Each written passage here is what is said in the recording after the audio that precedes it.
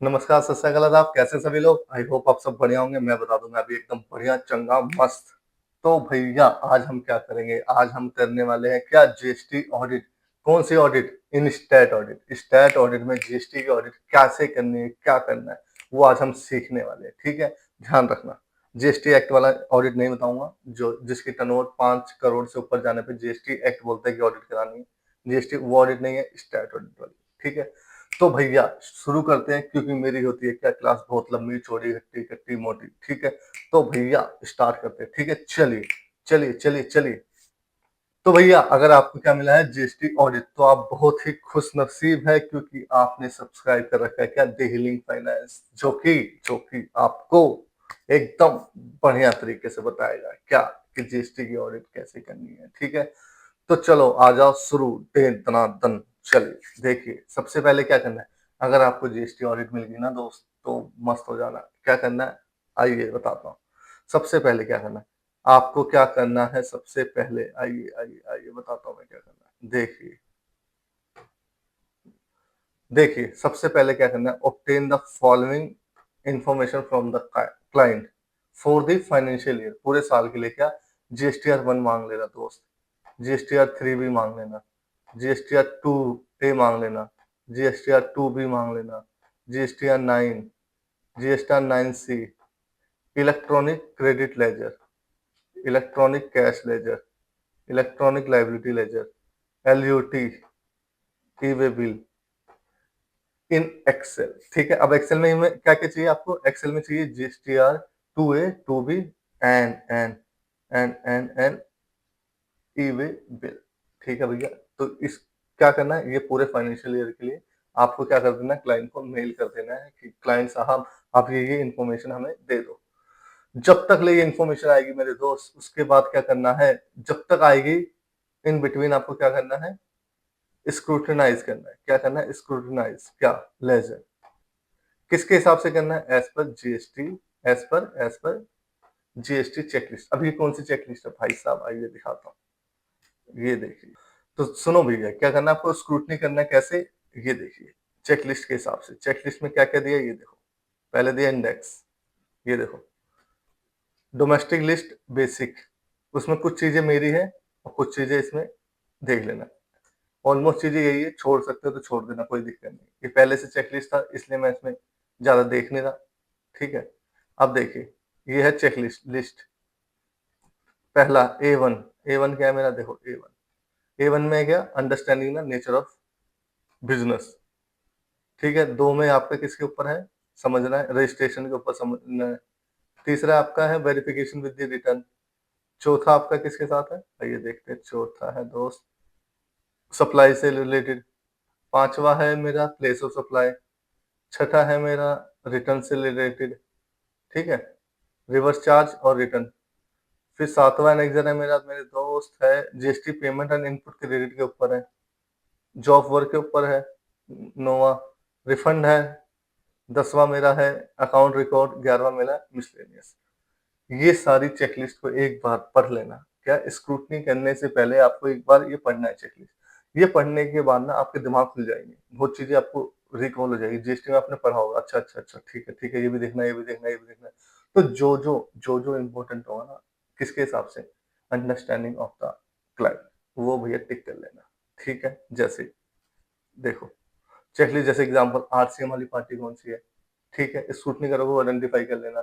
Advance receive against the service, कोई service के against advance पैसा आता है वो नोट कर लेना। ब्लॉक क्रेडिट कौन कौन से आपके पेमेंट होती है 1 से 80 दिन के अंदर नहीं होती। जॉब वर्क वाली पार्टी कौन सी है, इनएलिजिबल आईटीसी कौन सी है। ये सारी चीजें आपको आइडेंटिफाई हो जाएगी जब स्क्रूटनी करोगे, ठीक है? ठीक है, उसके बाद करना है, उसके बाद करना है, जो टीओडी कर रहा होगा या आप करोगे या जो कर रहा होगा, सेल्स वाला सेल वाला करेगा, परचेज वाला परचेज वाला, ठीक है? अगर ऐसा है तो क्या करना है आपको, क्या करना है उसमें, क्या ऐड ऑन कराना है, क्या ब्लॉक क्रेडिट का कॉलम एक, प्लेस ऑफ सप्लाई का कॉलम, टाइम ऑफ सप्लाई का कॉलम, और your observation while scrutinise the GST checklist. मतलब सपोज करो आपने क्या आइडेंटिफाई किया, जीएसटी चेकलिस्ट जो पढ़ा ऊपर में, क्या आइडेंटिफाई किया, एमएस वो पार्टी क्या नाम है यार, वो जॉब वर्क वाली पार्टी, जॉब वर्क वाली पार्टी करी और तुमने वहाँ जब टीओडी का वो भर रहे तो वहाँ एक और ऐड कर दिया जॉब वर्क। क्या whether send to job work? Yes, tick कर दिया। क्या वो रिसीव हो गया 180 दिन के अंदर? Yes, no. जैसे मैं दिखा देता हूँ, एक टीओडी वाली कॉलम दिखा देता हूँ मैं। देखो, ये टीओडी है, एक रेवेन्यू का टीओडी है। मैं दिखा देता हूँ। ये देखिए, ये है रेवेन्यू का टीओडी। टीओडी जब रेवेन्यू का जो बंदा टीओडी कर रहा होगा ना मेरे दोस्त, वहाँ ऐड करा देना लास्ट में। जैसे इधर कहीं लिखा है मैंने, नहीं लिखा देखो, जॉब वर्क के ऊपर नहीं है, आपने आइडेंटिफाई किया, यहाँ ऐड करा देना जॉब वर्क से रिलेटेड। क्या जीएसटी सही चार्ज हुआ है, नहीं चार्ज हुआ, ठीक है? यहाँ ऐड करा देना। और भी लो, प्लेस ऑफ सप्लाई, क्या प्लेस ऑफ सप्लाई करेक्ट है? क्या टाइम ऑफ सप्लाई करेक्ट है? क्या ये ब्लॉक क्रेडिट है? Yes, no. ये 3-4 कॉलम यहाँ ऐड करा देना, ठीक है? यहाँ पे ऐड करा देना, यहाँ यहाँ ऐड करा देना, सो दैट आपकी भी कवरेज हो जाए। पहले दे देना भाई, ये चीज मेरी भी टीओडी करके देख लियो, और उससे वो ले लेना सेल परचेज वाले, ठीक है? और आप अपना कंप्लीट करना है जीएसटी के पॉइंट ऑफ व्यू से, ठीक है? चलो, चलते, चले भाई, चलो आओ चलते हैं। हाँ, तो नेक्स्ट चलते हैं। नेक्स्ट करेंगे क्या? चौथा हम काम करेंगे क्या? Reconciliation with book versus GSTR return. GST की रिटर्न के साथ बुक वर्सेस जीएसटी की रिटर्न क्या बनाएंगे? मंथली हम रिकंसिलिएशन बनाएंगे क्या?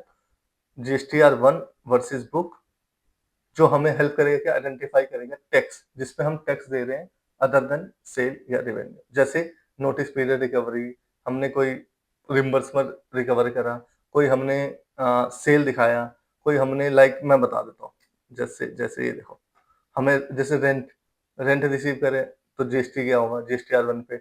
सेल्स स्टॉक ट्रांसफर करे होंगे तो जीएसटी क्या होगा? 1 में, बट बुक में नहीं आ रहा होगा, ठीक है? सेल इन ट्रांजिट नहीं आ रहा होगा, कैंटीन की रिकवरी है, नोटिस पे है, फ्रेट चार्जेस है, सेल ऑफ फिक्स एसेट है, तो ये सारी जीएसटीआर 1 में जा रही होगी, ठीक है? उस पे टैक्स जा रहा होगा, लेकिन बुक्स में तो नहीं आ रहा होगा, ये रिस्पेक्टिव हेड में जा रहा होगा। अदर इनकम में सेल ऑफ फिक्स एसेट जा रहा होगा, रेंट भी अदर इनकम में जा रहा होगा, ये सेल का पार्ट नहीं होगा, यानी रेवेन्यू का पार्ट नहीं होगा। तो इससे आपको हेल्प होगी, ठीक है? तो सेकंड चलते हैं, 3B वर्सेस बुक। इससे आपको पता चलेगा कि आप कितना टैक्स करेक्ट पे कर रहे हैं, ठीक है?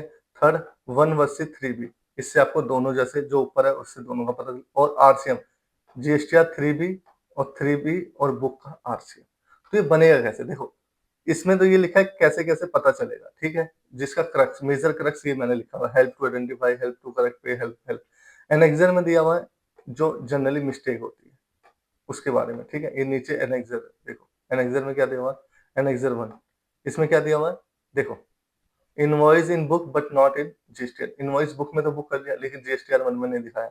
इनवॉइस 1 में दिखाया पर बुक में नहीं दिखाया। वैल्यू मिसमैच है, टैक्स अमाउंट मिसमैच है, डेट मिसमैच है, क्रेडिट नोट लेना भूल गया, अमेंडमेंट लेना भूल गया। तो ये सब चीजें बड़ी बेसिक चीजें है, ठीक है? तो ये देख लेना, ठीक है? ऐसे एनेक्सर 1, 2, 3 मैंने रेफरेंस दे रखा है, तो ये चीजें आप देख लेना। मैंने क्रक्स बता दिया उन, इनको बेसिकली मोटा-मोटा जो क्रक्स निकालेंगे उसका क्या मतलब है, वो यही मतलब है, ठीक है? जो मैंने लिखा हुआ है, help to identify, help to identify, help to identify, ठीक है?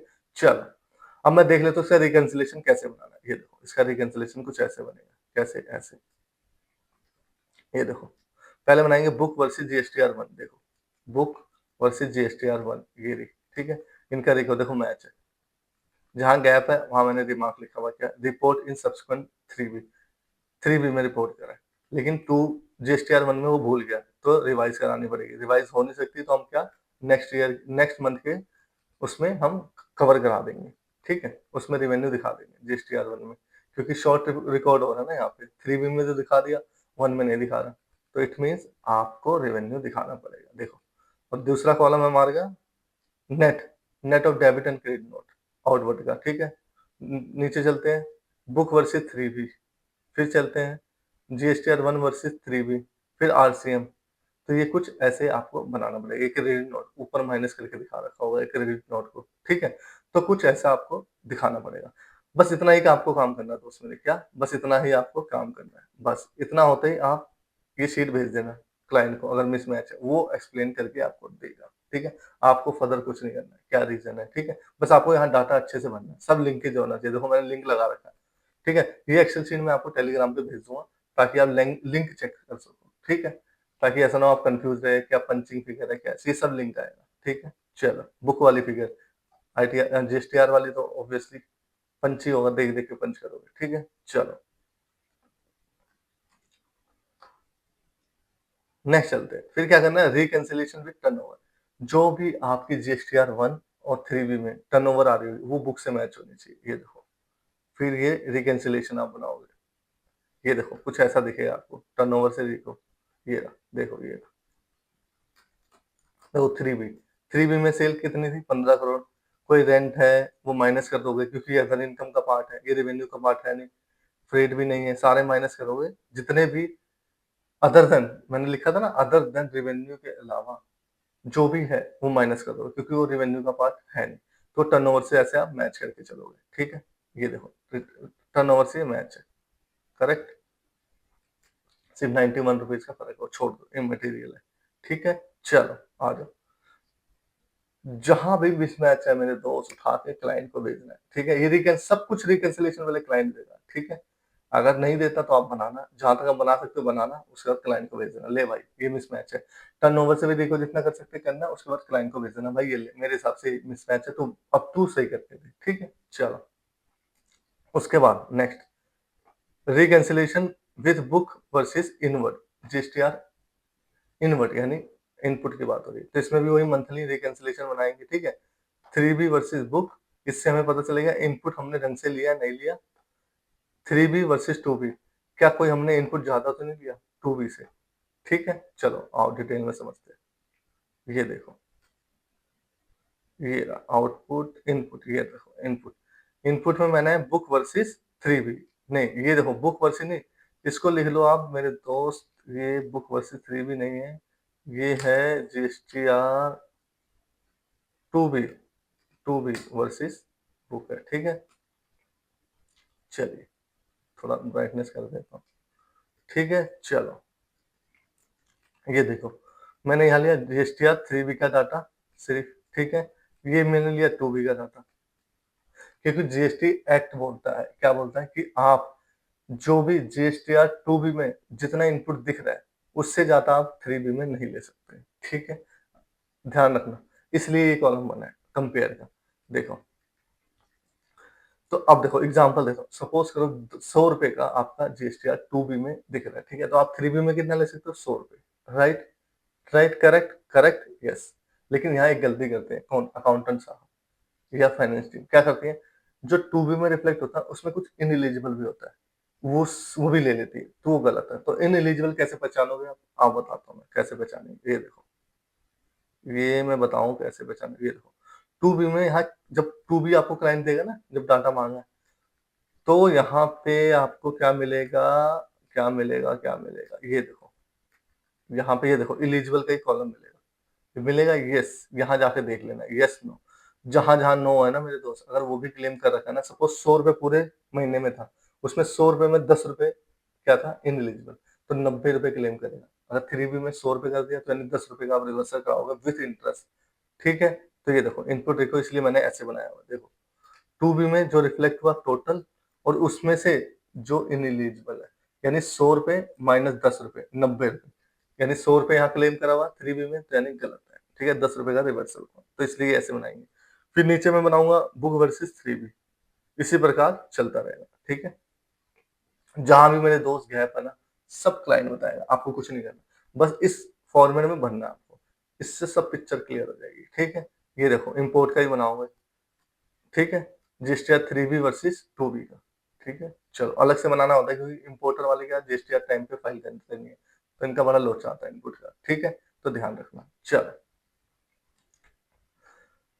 अब देखिए क्लोजिंग बैलेंस, जो बुक में क्लोजिंग बैलेंस आ रहा होगा ना मेरे दोस्त, जैसे आउटपुट लाइबिलिटी और इनपुट अवेलेबल, कुछ भी होगा, वो सब मैच होगा किसके साथ? Input laser book match with electronic credit laser, ठीक है? आउटपुट का इलेक्ट्रॉनिक लाइबिलिटी लेजर के साथ, ठीक है? कैश लेजर के साथ, इलेक्ट्रॉनिक कैश लेजर के साथ, ठीक है? ये चीजें मैंने आपको बता रखी है, ठीक है? कहाँ? पिछली क्लास में जीएसटी अकाउंटिंग सिखाई थी, तो मैंने यही स्पेसिफिकली यही मैंने लिए थे एग्जाम्पल, ठीक है? तो फिर भी मैं दिखा देता हूँ आपको, देखो, ये देखो, मैं क्या बताऊँ, ये देखो, बच्चे ने लीड शीट बना रखी है, दिखा देता हूँ, ये देखो लीड शीट है। पहले इसने क्या करा, रेवेन्यू को कंपेयर करा, देखो एज पर, ये लिख देता हूँ मैं, एज पर जीएसटी, जीएसटी, ठीक है? तो ये हो गया एज पर जीएसटी, ठीक है? ये देखो बच्चे ने कंपेयर करा है एक्सपोर्ट जो बुक्स में आ रही है फाइनेंशियल्स में, और जो जीएसटी रिटर्न में आ रही है, ठीक है? गैप निकाल दिया, ठीक है? चलें आगे, चलो। डोमेस्टिक में गैप है तो उसने रीज़न लिखा है, क्या रीज़न है? जो मैंने क्या करा है सप्लाई किया है। क्या करा? सप्लाई आपस में।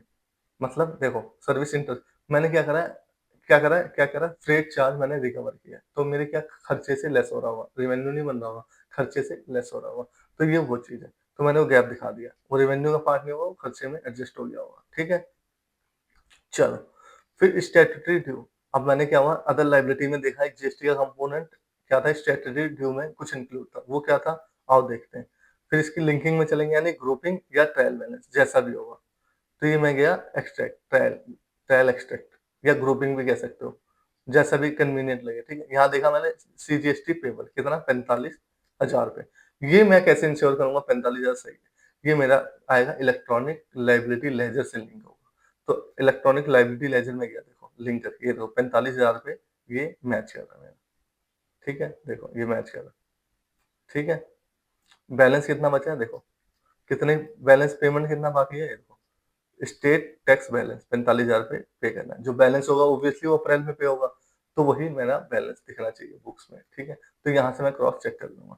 इसकी अकाउंटिंग मैंने बता रखी है पहले, कैसे आया ये 45 सेम एग्ज़ाम्पल है, तो मैंने लिंक कर दिया तो for the purpose of understanding, ठीक है? चलो, अब चलते हैं। अब देखो दोस्तों, देखो, ये देखो दोस्तों, ये आ गया। अब आ गया मेरा देखो, ये हो गया स्टैट ड्यूज़ मैंने कन्फर्म ले लिया, इसमें मेरी ऑडिट कंप्लीट हो गई। ये मेरा इलेक्ट्रॉनिक लायबिलिटी लेजर में जो मार्च मंथ का होगा लायबिलिटी बैलेंस, जो अप्रैल में पे हुआ होगा, है ना? तो अब 20 तारीख को पे हुआ होगा, ये उससे लिंक कर दिया, ठीक है? फिर क्या है? Receivable from government. अब गवर्नमेंट से क्या लेना भाई आओ देखते हैं। फिर इसकी ग्रुपिंग में गए, ग्रुपिंग में क्या-क्या है? ग्रुपिंग में ये देखो इनपुट, ये कौन-सी बुक वाली इनपुट है? ठीक है? और ये इलेक्ट्रॉनिक क्रेडिट लेजर 45,000 रुपए बचा था, ठीक है मेरा कोई? तो ये मैंने इलेक्ट्रॉनिक क्रेडिट लेजर से बताया, उससे लिंक कर दिया, ओके परफेक्ट है। अकाउंटिंग में सिखा चुका हूँ प्लस पिछली क्लास में, तो आई अज़्यूम कि आपको समझ आ रहा होगा। ये 45,000 कौन-सा है? ये मेरा क्रेडिट बचा था, तो ये उससे लिंक कर दिया। और इनपुट वाला कौन-सा है? इनपुट वो है मेरे दोस्त जो मेरी जीएसटीआर 2B में रिफ्लेक्ट ही नहीं हुई। तो ये हुआ, मैं दिखा देता हूँ इसकी। ये देखो, ये वही बिल है, ये वही बिल है दोस्त, जो मैंने लास्ट क्लास में बताया था आपको। कुछ ऐसी पार्टीज़ थी जो उसने रिको बना रखी है कि ये 2 बिल मेरे जीएसटीआर 2B में रिफ्लेक्ट नहीं हुआ, तो इसका इनपुट मुझे लेना है। तो मैंने इसकी एंट्री ट्रांसफर नहीं करी थी। कहाँ नहीं करी थी? इलेक्ट्रॉनिक क्रेडिट लेजर में। ठीक है? लास्ट क्लास आपने देखी होगी तो समझ पा रहे होगे, ठीक है? तो मैंने नहीं करी थी। तो ये अब मैंने क्या करा है? खड़ा करा हुआ है। इसलिए देखो अगर मैं उसमें उसकी बात करूँ, किसकी? लेजर के नाम देखो इनपुट दिखा रहा हूँ, इनपुट्स आईजीएसटी ये बुक्स वाला है। क्योंकि इसको मैंने इलेक्ट्रॉनिक क्रेडिट लेजर में नहीं ट्रांसफर किया, क्योंकि ये मेरा 2B में रिफ्लेक्ट ही नहीं हुआ था। ठीक है? तो इससे लिंक हो जाएगा। थोड़ा कॉम्प्लेक्स है दोस्त, पिछली क्लास देखना समझ आएगा, क्योंकि एक अकाउंटिंग है। अकाउंटिंग समझ जाओगे तो ये आपको ईज़िली समझ आ रही होगी। ठीक है? तो ये बुक्स वाली इनपुट लेना था, ये एज़ इट इज़ मेरा खड़ा है और ये मेरा जो मैंने ट्रांसफर कर दिया था क्रेडिट लेजर में वो। इन दोनों को सम करके मेरा रिसीव फ्रॉम गवर्नमेंट आ रहा है। ठीक है? ओके, ओके चलो नेक्स्ट चलते हैं। नेक्स्ट क्या है? नेक्स्ट क्या है? आओ नेक्स्ट, नेक्स्ट क्या है देखो। ये मैंने आपको बता दिया। नेक्स्ट देखेंगे GSTR 2B in ineligible input claim under GSTR 3B। मैंने आपको बता दिया 2B में एक कॉलम होता है किसका? इनएलिजिबल का। उसपे फ़िल्टर लगा लेना जहाँ-जहाँ नो है जिसके एलिजिबल वहाँ देख लेना इन्होंने 3B में क्लेम तो नहीं करा हुआ। करा तो रिवर्स कराएँगे 18% जीएसटी के साथ। ठीक है? चलो 2A। अब 2A का क्या फ़ायदा सर? 2A फ़र्क क्या है? 2B और 2A में फ़र्क क्या है? देखो 2A और 2B में फ़र्क क्या है? 2A में 2B में वो इनवॉइस रिफ्लेक्ट होगा जिस मंथ में रिटर्न फाइल हुई। सपोज़ करो कोई जनवरी की इनवॉइस है, तो आपने सप्लायर ने यानी जिससे आपने परचेज़ किया है, उसने अपने जीएसटीआर 1 में कौन से मंथ वाले में दिखाया? अगस्त मंथ में। आज अगस्त चल रहा है, अगस्त मंथ में। तो वो इनवॉइस अगस्त मंथ में दिखेगा, ठीक है? 2B में, अगस्त मंथ की 2B में दिखेगा, ठीक है? लेकिन वो 2A में कहाँ दिखेगा? जनवरी में जाके दिखेगा, यानी जनवरी 24 में जाके दिखेगा। ठीक है? ठीक है। तो इससे आपको क्या ऑब्जेक्टिव मीट होगा? इससे आपका ऑब्जेक्टिव मीट होगा क्या? Cut off and classification. कैसे? सपोज़ करो आप कंपेयर कर रहे हो 2A से, तो बुक्स में आ रहा होगा ₹100 लेकिन बुक्स में मान लो प्रायर पीरियड खर्चा बुक कर दिया ₹100, जब आप 2A से कंपेयर करोगे, वो ₹100 तो आपको कहाँ दिख रहा होगा? दिख नहीं रहा होगा इस फाइनेंशियल ईयर में। क्यों? क्योंकि वो तो पिछले फाइनेंशियल ईयर का है। तो आप पूछोगे भाई एक बार बताइए ₹100 का खर्चा कैसे बुक किया? ये तो मेरे 2A में आ ही नहीं रहा। ये तो प्रायर पीरियड है। वो कहेगा सर ये प्रायर पीरियड है। तो आपको प्रायर पीरियड का खर्चा मिलेगा और प्रायर पीरियड का खर्चा डिसअलाउ होगा इनकम टैक्स में, जब आप टीडीएस की रिटर्न और इनकम टैक्स की ऑडिट कर रहे होगे, यानी कि टैक्स ऑडिट चल रही होगी तो आप डिसअलाउ कर दोगे, ठीक है? और यहाँ प्रायर पीरियड आइटम दिखाओगे, ठीक है? चलो, मैं दिखा देता हूँ इसको कैसे करते हैं। ये देखो जीएसटी टू टू टू देखो ये कंपेयर करा रखा है। क्या करा रखा है? कंपेयर 94% मैंने कवरेज करा रखी है, ठीक है? ये देखो कैसे कराई है, देखो ये पाइवेट है, ठीक है? इतने सारे 2A में पार्टी आ रही थी, ठीक है? इसमें से मैंने टॉप के करवा दिए जो टैली में आ रहा था, देखो जो टैली में आ रहा था। बाकी मुझे कोई दिक्कत नहीं है, मैंने 95% इंश्योर कर लिया, 94% इंश्योर कर दिया कि खर्चा बुक है और इसी पीरियड का है, ठीक है? इससे पता चल गया। तो कुछ ऐसे बनाया है मैंने, ठीक है? चलो, लास्ट पेंडिंग इनपुट, इसका क्या करना है? जो जो जो जो ये है ना, ये कौन सी वाली पार्टी है? लीड शीट में आते हैं ये वाली पार्टी, जो हमारी ये वाली पार्टी थी, ये इनपुट वाली, ये जो पार्टी थी मेरी, इसकी हम लिस्ट लेंगे। तो भाई वो लिस्ट है कौन-कौन सी पार्टी तेरी 2B में रिफ्लेक्ट नहीं हुई, इसकी डिटेल दे। तो ये माँगा मैंने, देखो क्या लिखा है? Pending input claim, ask for the pending list of invoice जिसका इनपुट नहीं लिया और परफॉर्म करूँगा सब्सिक्वेंट टेस्टिंग, यानी आज तक के डाटा में चेक करूँगा, ज जो जहाँ तक की रिटर्न जा चुकी है, उसकी 2B में क्या रिफ्लेक्ट हो गया है? हो गया तो ठीक है, बंदा सही बता रहा है, नहीं तो फिर पूछेंगे भाई अभी भी रिफ्लेक्ट नहीं हुआ, कन्फर्मेशन मिला, जो भी व्हाटएवर जो भी होगा, वो तो कन्फर्मेशन से आपका मैप हो जाएगा, ठीक है? Okay, okay. ठीक है दोस्तों, आई होप आपको समझ आया होगा जीएसटी ऑडिट। थोड़ा-सा मैंने क्या इन डेप्थ नहीं गया, क्योंकि इन डेप्थ के लिए दोस्त 2-3 घंटे लग जाएँगे, ठीक है? इन डेप्थ नहीं पढ़ा सकता मैं, इसमें आपको खुद का दिमाग लगाना पड़ेगा, ठीक है? इतना मैंने आपको क्या दे दिया स्ट्रक्चर, कि आपको सोचना कहाँ तक है, सोचना और समझना कहाँ तक है, बस उतना। आपको ये मैंने भर के दे दिया ना, इससे बियॉन्ड कुछ नहीं देखना, बस। क्या? जो मेरी पीडीएफ है और एक जो चेकलिस्ट की एक एक्सेल फाइल शेयर कर रहा हूँ, ठीक है? इतना कर लो ना, किसी के बाप में दम नहीं है, आपको जीएसटी में हरा दे, ठीक है? बस इतना देखना है। बस, बस, बस और कुछ नहीं। ज़्यादा कुछ नहीं देखना दोस्त, इतना। और सब कुछ क्लाइंट से माँगना है, ठीक है? जो भी रिकन्सिलिएशन में दिक्कत आएगी, ठीक है? क्योंकि जीएसटी एक समंदर है, आप घुस ही नहीं सकते, घुसोगे कितना घुसोगे दोस्त? वो घुस नहीं सकते। अपने आप में एक सेपरेट ऑडिट, इसीलिए इसकी सेपरेट ऑडिट होती है, अलग से सीए करता है, सोचो। तो आप स्टैट ऑडिट में कैसे कर सकते हो ऑडिट, ठीक है? तो इसमें आपको लॉजिक टेस्ट करना होता है, लॉजिक, इसी हिसाब से आपको सारी शीटें आप देखोगे, ये देखो आउटपुट की ये सारी चीज़ें लॉजिक शीट बना रखी है, ये सब लॉजिक शीट है।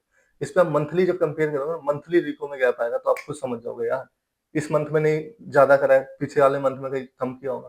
तो आपस में नॉक ऑफ करके टोटल बेसिस पे मेरे दोस्त यहाँ, ये टोटल बेसिस पे मेरे दोस्त मैच होना चाहिए, ठीक है? ये टोटल बेसिस पे मैं हाइलाइट कर देता हूँ, ये टोटल बेसिस पे आपका मैच होना चाहिए। तो it means you are right, ठीक है? आप सही चल रहे हो। अगर गैप है तो कोई नहीं बेटा, क्लाइंट बेटा आ जा लपेट, हाँ, ये गैप है, क्यों आउटपुट में गैप? बुक्स में आ रहा है ₹100, जीएसटीआर1 में आ रहा है ₹110, क्या रीज़न है? वही रीज़न है क्या जो जीएसटी रिको में बनाया है। जैसे भाई चल ठीक है, स्टॉक ट्रांसफर होगा, रेंट का इनकम आया होगा, ठीक है? ये हो सकता है।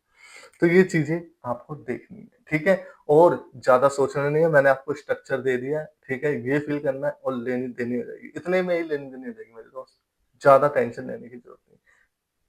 सफिशिएंट एंड एप्रोप्रिएट मेरी चेकलिस्ट है और ये एक्सेल फाइल है, बस ये करना और कुछ नहीं करना। कोई इतना भी नहीं करता, ठीक है? पता ही नहीं किसी को, ठीक है? तो ठीक है दोस्तों, मैंने ज़्यादा कुछ इन डेप्थ नहीं बता पाया, क्योंकि इन डेप्थ के लिए आपको क्या करना पड़ेगा, टेलीग्राम पे पूछ लेना यार, या कॉल कर लेना मुझे, ठीक है? क्योंकि ये मैं सोच रहा था कितना डेप्थ बताऊँ, कुछ समझ नहीं आ रहा मुझे कितना डेप्थ बताना है। तो मैंने आपको एक मोटा-मोटा हायरार्की दे दिया, क्योंकि बड़ा सब्जेक्टिव जीएसटी है, ठीक है? इफ बट चलता रहेगा। तो अगर कोई भी डाउट आए मुझे कॉल कर लेना, टेलीग्राम पे मैसेज कर देना, ठीक है? कि सर ये डाउट है, मैं कॉल कर लूँगा, आपको समझा दूँगा, ठीक है? पर्सनली, ठीक है? चलिए, ओके दोस्त, बाय-बाय।